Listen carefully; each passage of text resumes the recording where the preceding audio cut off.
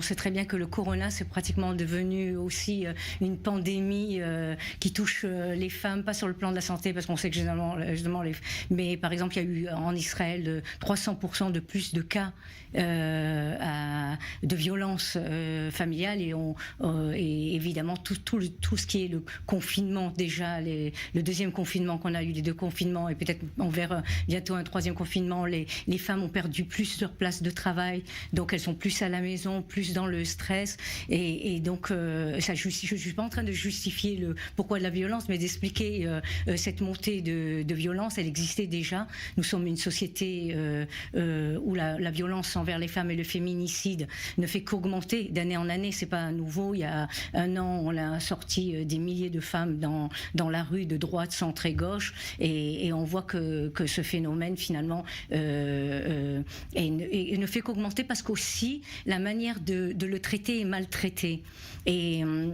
Et déjà, je voudrais dire déjà deux choses d'emblée. La première chose, à Women Wish Peace, on a fait lundi, on a fait un rappel des 20 ans de la résolution 1325, qui dit que les femmes doivent être beaucoup plus impliquées dans la politique et dans les questions sécuritaires. Et ça concerne aussi évidemment toutes les questions violentes. Et donc les membres du Parlement israélien, les députés de droite, centre et gauche qui sont venus s'exprimer à notre grande action de lundi à Jérusalem, ont pratiquement toutes parler de la violence, et tout envers les femmes, pas seulement de ce qui se passe au niveau de la paix et avec les Palestiniens, et on parle de l'intérieur déjà du pays, et elles ont toutes rappelé que cette période-là est encore plus dramatique. Et le deuxième point, c'est la déclaration malheureusement malheureuse de notre Premier ministre avant-hier, justement lundi, à la Knesset. Il y a eu déjà à la Knesset cette journée contre la violence des femmes qui a été rappelé,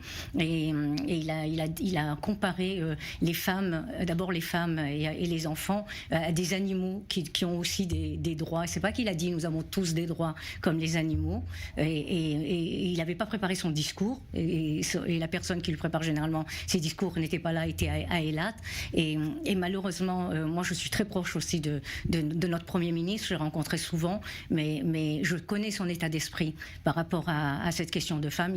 Il y accorde pas la nécessité. C'est une question de vie et de mort. Il faut le souligner. Est-ce qu'il y a des secteurs de la société israélienne qui sont plus concernés, les secteurs arabes, ultra-orthodoxes? Alors évidemment, on connaît les chiffres, et évidemment, d'abord la violence touche tous les secteurs. Et il faut comprendre aussi que la violence aussi touche les couches favorisées, pas seulement défavorisées, parce qu'on a toujours tendance, c'est évident, que quand il y a des couches qui sont défavorisés, donc plus faibles, comme je vous l'ai dit avant, la crise économique, les tensions, le nombre de gens à l'intérieur de la maison, ça augmente. C'est aussi des causes à la violence, mais ce ne sont pas les seules causes. Et donc il faut comprendre que la violence peut être partout. Et elle peut être cachée aussi. Je suis bien placée pour en parler. Et aujourd'hui, par exemple, toute la nouvelle campagne qui est faite, c'est justement pour rendre attentif le voisinage. Et c'est pas seulement, il faut pas se dire, c'est seulement à Beersheva ou dans le nord ou dans les petits villages arabes ou les trucs comme ça qu'il y aura plus de violence. Il peut y avoir partout. Et vraiment, y compris dans la grande villa juste à côté de la maison, et on entendra peut-être encore moins la personne.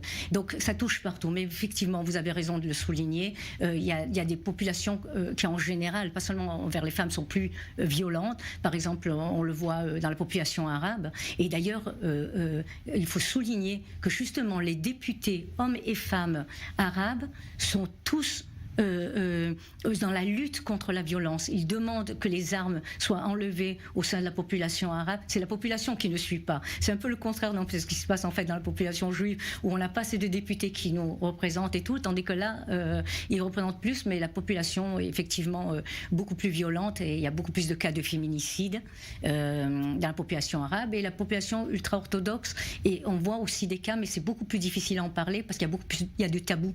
Et c'est moins publié. Et c'est seulement maintenant, moi j'ai des étudiantes qui sont ultra-orthodoxes, arabes et tout, et c'est des sujets aussi qu'on parle à l'université. Et je vois qu'il y a quand même un commencement de changement de mentalité, où les femmes, elles ont un peu plus le poids de dire, voilà, on en parle maintenant, et il faut arrêter cette violence envers les femmes.